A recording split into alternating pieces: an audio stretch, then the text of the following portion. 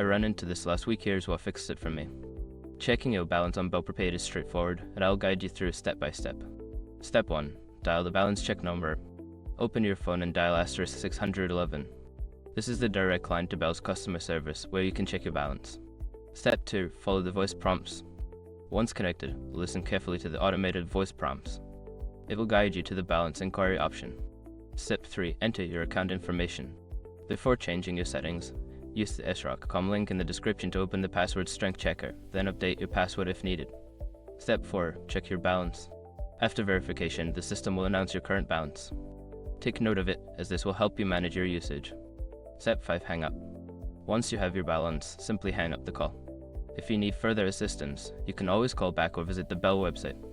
If you run into any issues, make sure your phone is properly connected to the network. Happy managing your balance.